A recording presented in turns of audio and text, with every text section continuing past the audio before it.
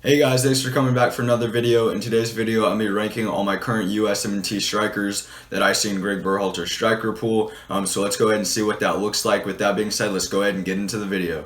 The cross comes in towards Pulisic, the chest control, he has support on his right foot, Christian Pulisic, absolutely brilliant by the Alright guys, so in this video I'm be rating our USMNT strikers based off of where I want to see them in World Cup qualifying and where I would like to see them for the World Cup in 2022 in Qatar.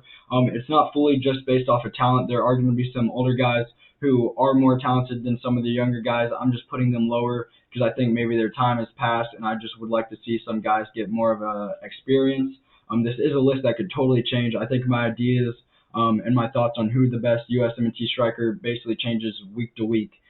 So I might update this list by the time the World Cup is starting, I believe next year in December. So with that being said, at the top tier, I have need to start for World Cup in 2022. So this is my guy right now. It's just going to be one player. The guy I think needs to be starting in World Cup 2022. Then we have need a ticket to Qatar. Usually take 3 strikers on a roster. I'm actually going to add another 3 players to make 4 players that I want to see in Qatar. With this being said, I will go ahead and show y'all why I've gone with the 3. It's a little bit for flexibility. I think there are some guys that are strikers here, but could play on either side on the wing, so they could be a backup for other positions. Then I have a couple more players that I would like to see in World Cup qualifying.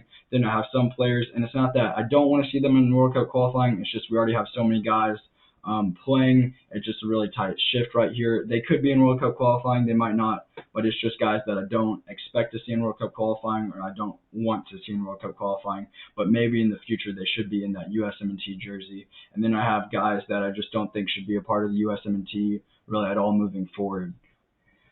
All right, with that being said, to start with, Pepe, 18-year-old. He has 0 caps right now for the USMNT. He's on a great run of recent form with FC Dallas. For those reasons, I would like to see him be a part of the World Cup qualifying. He might be a little less talented than some of the guys I put underneath him on this list. It's just I would like to see him bring that form into World Cup qualifying. He's only 18, so he has a lot of time to gain experience. I don't expect to see him in the World Cup, and I don't really want to see him in this next World Cup, but I do think this would be a great opportunity for him to be in World Cup qualifying. Then we have Navrakovic. He's 20 and he has 3 caps and 0 goals for the USMNT. Honestly, he might be a little more talented than Pepe, but I'm going to put him in need more time. I think he's already been able to show a little bit of what he can do. He does play in Europe. I just don't really expect to see him in World Cup qualifying. And it's not that I don't want to see him in World Cup qualifying. It's just I think there's other guys I'd rather give a look. So for those reasons, I'm going to put him in need more time. Next, I'm going to go here with Josie Altidore. Josie Altidore is 31. He has 115 caps for the USMNT and 42 goals. So he beats both of those score lines.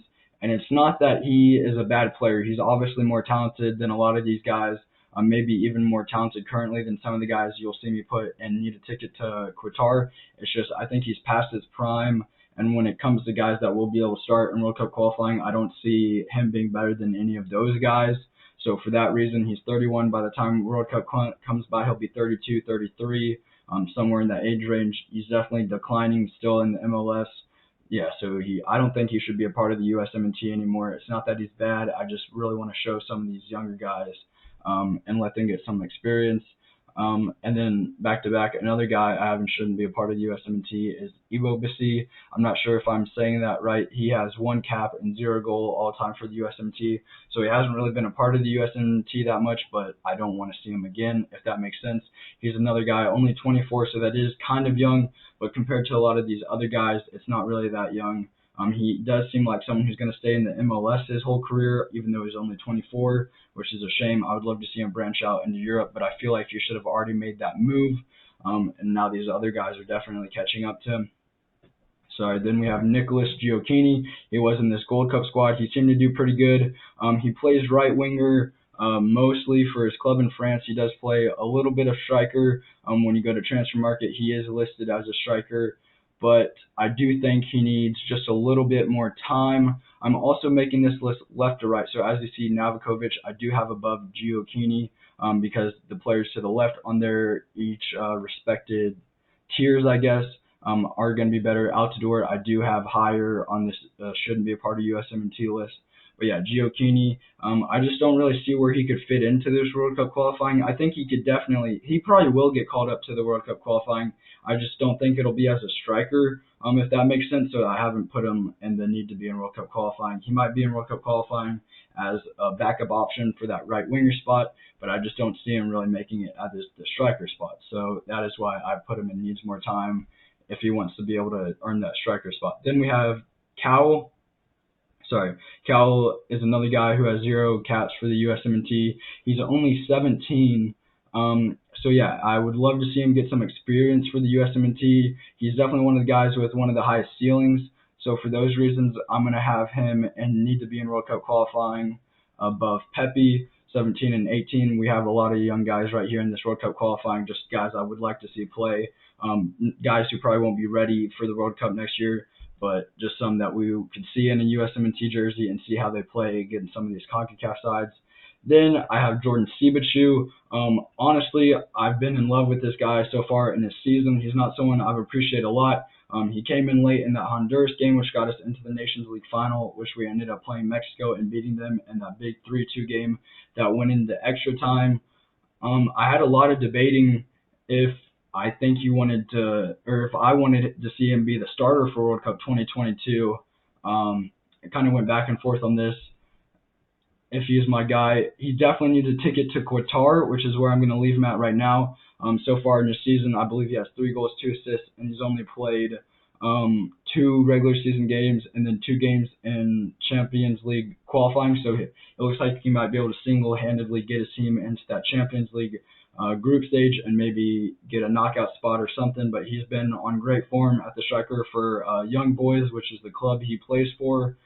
25 already, which seems kind of old, but he's started breaking out, it seems like last year, kind of coming out of nowhere. So for that reason, I want to see him get a ticket to Qatar. Then next I have Daryl DK. If you go back and look at my older videos, he's been my guy. I really like the style he plays. I rated him better than Josh Sargent. But if I'm being honest right now, after the Gold Cup performance, I just think the opposition we're going to be playing, he seems like he's really quiet against some of these better teams, which might just be a lack of service. He is a guy who just needs service.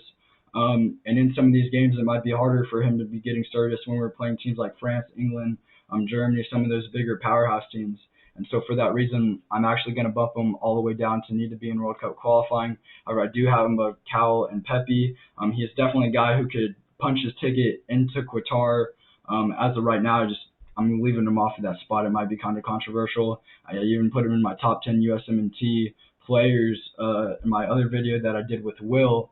But yeah, for right now, I think he needs to be in World Cup qualifying, but I don't think he'll be ready for the World Cup in 2022.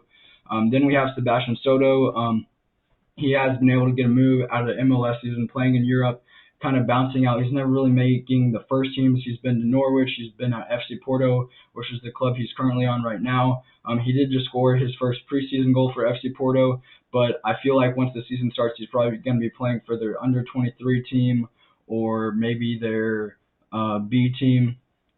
So Soto is a player who has, 6 caps and 1 goal for the USMNT. I forgot to give Daryl DK stats. So Daryl DK is 21.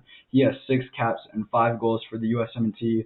They were just against much lower opposition. But yes, Soto is 21, 6 caps, 1 goal. He's a player that I think needs some more time for the USMNT. If I'm being honest, the way his career has been going, and he's just not able to break the first team barrier for any of these European sides, I think he might be a guy who never really has the right time to break into this USMNT. I'm going to save Joshua Sargent for later. We have Bobby Wood. Bobby Wood is a player who used to play in the German top flight. He's 28 now, which you would think he's in a prime, but honestly, he kind of peaked at around 23. That's when he was playing in Germany. He's really only gone lower since then. It's kind of a shame. He was a huge player for USMNT for a while. He's 28, 45 caps and 13 goals for the USMNT. But like I said, his career has only gone down, and so he is another player that I think shouldn't be a part of the USMNT going forward. Then we have Jesus Ferreira. A lot like Pepe, he plays a striker at Dallas, which Pepe kind of takes the starlight over there a little bit. Ferreira is already 20. He has 4 caps for the USMNT and a goal. I just don't see him being in World Cup qualifying. Maybe he can be. I think he's a guy who just needs a little bit more time. So I'm going to put him in needs some more time. Here getting into things. So all these guys are going to need a ticket to Qatar or need to start for Qatar. And firstly, I'm going to start with Timothy Weah. Timothy Weah, he can play striker. He can play that right wing spot. He honestly has a better chance of starting the right wing spot, especially in these World Cup qualifying games with Yunus Musa being out. I'm not sure if he'll be the striker. I just think we have some other options. Not to say he's not the most tactical or best player that could play striker, but I do have him at need a ticket to Qatar, so I want to see him go to the World Cup. I just don't want to see him be the striker starting for most of those World Cup games. Then we have Matthew Hoppe. Matthew Hoppe, he's another flexible player. That's why I've made another addition for instead of having 3 strikers go to the World Cup, I put 4. He's a guy I think is actually well suited to back up Christian Pulisic at the left wing spot. After watching the Gold Cup, I think he works really well in space, and I would actually probably rather him not play as striker for the USMNT. I'm sorry, let me give you the stats for him. So Hoppe is 20. He has 3 caps for the USMNT, and he has 1 goal. I think I skipped over Weah. Weah is only 21, has 13 caps and 1 goal for the USMNT, so not a great contribution there out of 13 games. Hoppe is another guy that I think needs a ticket to Qatar. Next, I'm just going to go ahead and give it out there. I think Joshua Sargent, he has been relegated to German second flight. He's looking really good. There's a lot of news and rumors coming around that he's going to be loaned to Norwich. Or sorry, not loaned to Norwich. I believe it'll be a permanent deal. They're looking to sign him full time. I would actually like to see that happen. I know they have Pukki. I'm not really sure the whole system they play, whether they play 2 strikers or just 1 striker, but Pukki is very, very old. He's definitely declining. I think they'll want to give Sargent a lot of games, especially this season in the Premier League. If they're looking decent enough to stay up, I think they'll look to youth to keep them up.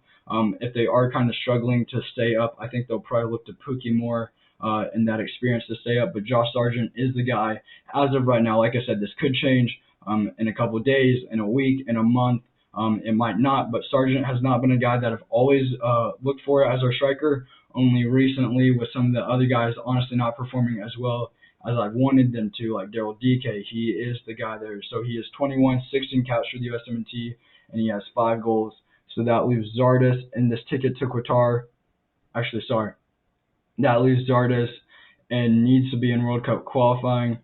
Honestly, he's probably above Daryl DK in this list. He is a guy who's a little bit older. Zardes is 29, 59 caps and 13 goals for the USMNT, so he's been around longer. He has some of that experience, which I think will be good for some of the games in World Cup qualifying when we're playing teams like Mexico, Canada, Jamaica, some of the tougher teams. I think it'll be good to have that experience. I do see him above Daryl DK right now, talent-wise, just based off of how the Gold Cup played. We just saw them exchanging minutes in the Gold Cup, and Zardes definitely looked like the better player there. He has that experience to bring in the qualifying, so I do expect him to be one of the guys who brings us through the whole World Cup qualifying. With that being said, Sargent is my guy for World Cup to be starting. We got Sibachu, Weah, and Hoppe, and need to get a ticket to Qatar, so guys that I want to see on the World Cup roster. And then I have guys that I want us to bring through World Cup qualifying to help us get to Qatar, which brings Zardes, DK, Cowell, and Pepe. Then players that I think need more time. They're not players that are out of the USMNT yet. They could definitely play or get invited to some more USMNT camps, even possibly be invited to some of these World Cup qualifying games. That's Novakovic, Gioacchini, Soto, and Ferreira. And then players that, it's not that they're all bad, they might be more talented than some of these other players currently, like Josie Altidore is definitely more talented, maybe even than some of the players I put and need a ticket to Qatar. Definitely almost all of the players in World Cup qualifying. Wood is pretty good. He's just not a player I want to see anymore. And then Ibosi is honestly not the greatest player on this list, already 24, a lot of guys younger than him. So yeah, that is why I've gone with this list. Hey guys, thank you so much for watching all the way to the end of the video. If you haven't already, go ahead and like the video and subscribe to the channel. My question for today is, who is your #1 striker going into Qatar in 2022? Who would you like to start against all the big games in the big competition? I'm Sauce, and this has been Sauce's Scoop USMNT.